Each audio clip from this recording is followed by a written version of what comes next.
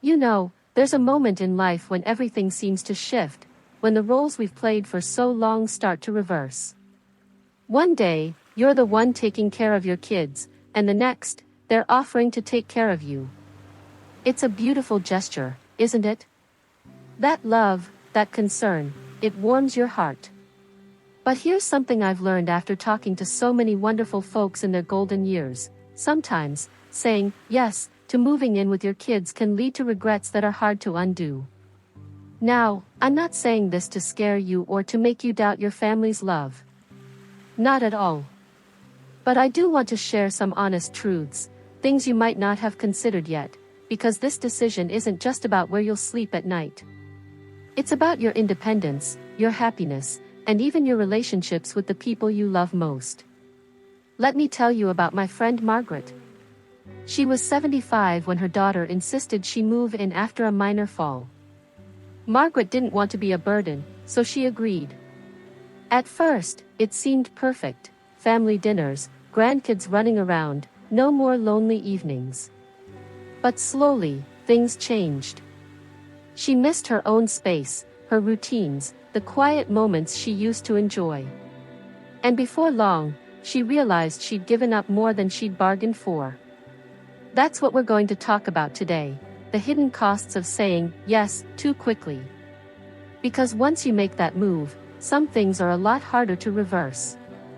And you deserve to make this decision with your eyes wide open.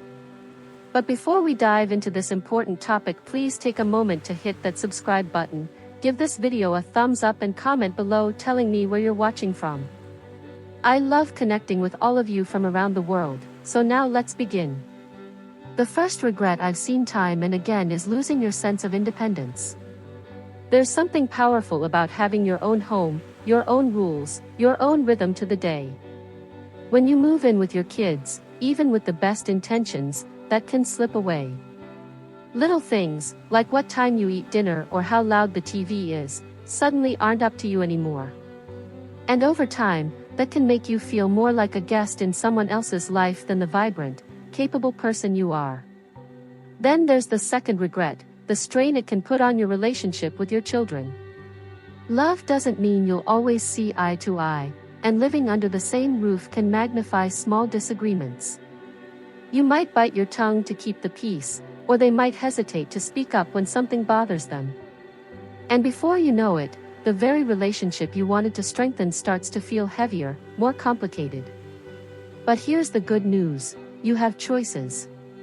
And knowing these regrets ahead of time means you can plan, have those tough conversations, and maybe even find a better solution, one that keeps you close to your family without sacrificing what makes you you. You know, when Margaret first told me about her decision to move in with her daughter, she said something that really stuck with me. She said, "I thought I was just changing my address, but really, I was changing my whole life." And isn't that the truth? What seems like a simple solution, a way to be closer, to feel safer, to ease your kids' worries, can turn into something much bigger than any of us expect. That's why the third regret so many seniors face is losing their own space, not just physically, but emotionally. Think about your home right now. The pictures on the walls, the chair you love to sit in, the way the light comes through the window in the afternoon. These things aren't just stuff, they're part of your story. When you leave that behind, even for a loving family, a piece of your identity can feel like it's missing. I remember visiting Margaret after she'd been living with her daughter for about 6 months. She showed me the little corner of the guest room where she kept her favorite books and a photo of her late husband. "It's nice," she said, "but it's not mine." And that's the thing: no matter how welcoming your family is, it's their home. Their routines, their decorations, their way of doing things. Over time, that can make you feel like you're shrinking, like you're adapting to fit into someone else's world instead of living fully in your own. Now, let's talk about the fourth regret, one that surprises a lot of people. It's the way moving in can change your relationship with your grandkids. That might sound strange at first. After all, wouldn't being under the same roof mean more time with them? More memories? Well, yes, but not always the kind you'd hoped for. When you're the grandparent who visits, you're the one who brings treats, tells stories, and gets to be the fun, loving figure in their lives. But when you live there full time, you become part of the everyday. And kids, even the sweetest ones, start to see you differently. You might hear, "Grandma's always here," in a tone that doesn't feel so welcoming. Or worse, you might feel like you're in the way, like an extra responsibility instead of a joy. That's a heartbreaking shift, and one that's hard to reverse once it happens. But here's what Margaret taught me, and what I want you to remember: it's never too late to rethink things. She eventually made a different choice, one that worked better for everyone. And that's what this is all about, making sure your choice is one you'll feel good about for years to come. Because the fifth regret? It's the hardest one of all, realizing too late that you had other options. Maybe it's downsizing to a cozy senior community where you've got neighbors your age and help when you need it. Maybe it's staying in your own home with a little extra support. The point is, when we say yes out of fear or guilt, we sometimes forget to ask, what's the best way for me? Let me ask you something. Have you ever watched a bird in a cage? Even if it's a beautiful cage, even if it's safe and well cared for, there's something in that bird that still longs to spread its wings. That's how many seniors describe feeling after moving in with their kids. The love is there, the security is there, but that quiet ache for freedom? That never really goes away. This brings us to something important we haven't talked about yet: how this decision affects your sense of purpose. You see, when Margaret lived on her own, she had her garden club on Tuesdays, her volunteer work at the library, her weekly coffee dates with friends. These weren't just activities, they were what made her feel alive, needed, like she still had something valuable to contribute. But after moving in with her daughter across town, those connections slowly faded. The rides became harder to arrange, the schedule never quite worked out, and before long, she found herself spending most days just waiting. Waiting for someone to come home. Waiting for something to do. Waiting to feel like herself again. And that's the sixth regret: losing the life you've built.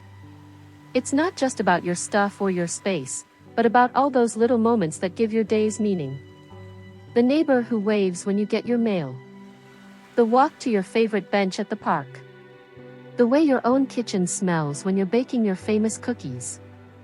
These might seem like small things, but take them away, and suddenly the world can feel much smaller too. Now, I know what some of you might be thinking, but what if I need help? What if living alone isn't safe anymore? And you're absolutely right to consider that. Your safety matters.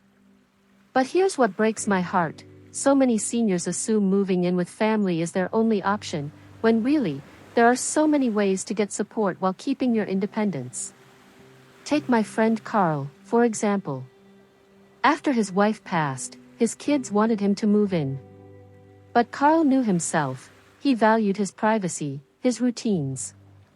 So instead, he found a wonderful senior living community just 10 minutes from his daughter. He has his own apartment, but there's staff around if he needs anything. He eats meals with friends every night if he wants to, but can close his door when he wants quiet. Best of all, when his family visits now, they're truly visiting, laughing over cards, sharing stories, making memories where everyone gets to be at their best. That's what we all want, isn't it? To feel secure without feeling trapped. To be close without losing ourselves. To age with dignity, on our own terms. So if you're considering this big decision right now, I want you to ask yourself one question: what would my ideal life look like in 5 years? Picture it, really picture it. Are you in your own space, surrounded by your things? Are you still making your own choices about how to spend your days? Because that vision? That's worth fighting for. You know, there's something they never tell you about getting older: how hard it becomes to ask for what you really need. We spend our lives being the strong ones, the problem solvers, the caregivers. So when the tables turn, when our children start making decisions for us instead of with us, it can feel Well, like we're losing more than just our address. We're losing our voice. This brings me to the seventh regret, and it's one that sneaks up on people. It's the slow erosion of your role in the family. Think about how natural it feels right now when your kids ask your advice or come to you for recipes or stories. That's not just conversation, that's your place at the family table, your earned wisdom being valued. But when you move into their home, something subtle often shifts without anyone meaning for it to happen. Margaret told me a story that illustrates this perfectly. One evening, her daughter was making dinner and absent-mindedly said, "Mom, just sit down, I've got this." Now, on the surface, that's kindness. But to Margaret, it felt like being gently pushed out of the kitchen, and out of her role as the family matriarch who'd cooked countless holiday meals. Little by little, those moments added up until she realized she'd gone from being the family anchor to being, well, almost like furniture. And here's the eighth regret: financial complications that nobody wants to talk about. Money is already such a tricky subject between parents and adult children.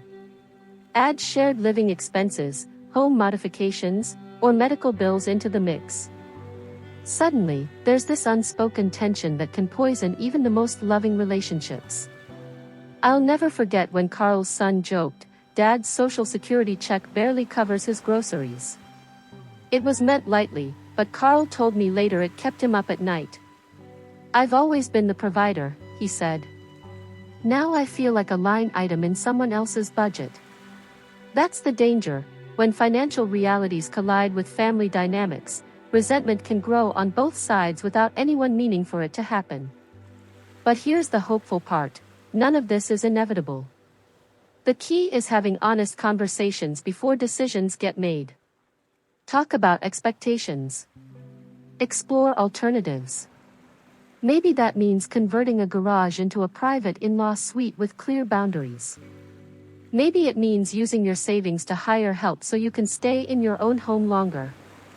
The solution will be different for every family, but finding it starts with speaking up now, while you still have all your options open. Because here's what I've learned from hundreds of seniors like Margaret and Carl: the people who navigate this transition best are the ones who approach it like architects, not passengers. They design their later years with intention. They ask tough questions. They refuse to let love mean losing themselves. And you? You've earned that same clarity, that same careful planning. Your golden years should be about joy, not compromise. About new adventures, not faded identities. So let's keep exploring how to make that true for you. There comes a moment in every family story when the unspoken questions finally surface. Who will take care of Mom? What's really best for Dad?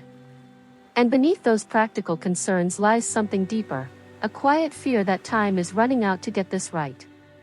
But here's what I want you to remember today: getting it right doesn't mean sacrificing yourself to ease your children's worries. True love, the kind that lasts generations, flourishes when everyone's needs are honored. Let me share one last story about my friend Evelyn. At 78, after a minor health scare, her children presented a beautifully wrapped solution: "Move in with us. We've already cleared out the sunroom." But Evelyn, with the gentle wisdom of someone who'd raised 3 strong-willed kids herself, said something extraordinary: "Let's try something better." She proposed a 6-month trial of living separately but supported, with a caregiver checking in mornings, meal deliveries, and family Sundays at her apartment. You know what happened?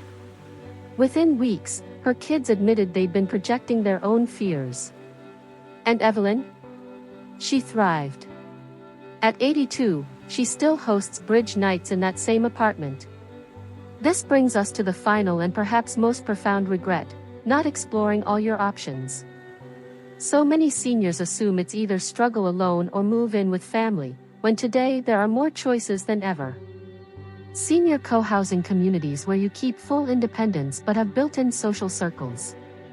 Aging in place, home modifications that let you stay where your memories live. Even simple solutions like grocery delivery or telehealth can be game changers. The key is realizing you're not choosing between safety and freedom, you can have both. As we wrap up, let's revisit what truly matters.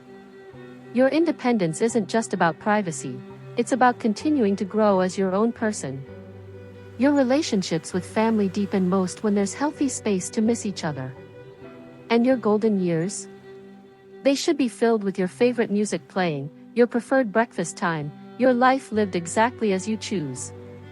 So if you take nothing else from our time together today, take this: you have more power in this decision than you might realize. Have the courageous conversations. Explore creative solutions. Trust that your children love you enough to want your happiness, not just your proximity. Now I'd love to hear from you. What's your experience with these big life decisions? Share your stories in the comments below because your wisdom might help someone else facing this crossroads. If this conversation resonated with you, hit that like button. It helps more seniors find this video. And of course, subscribe for more honest talks about thriving in your later years. Remember, aging isn't about giving up your life, it's about living it with ever deeper intention. Here's to writing your next chapter exactly how you want it. Cheers to you.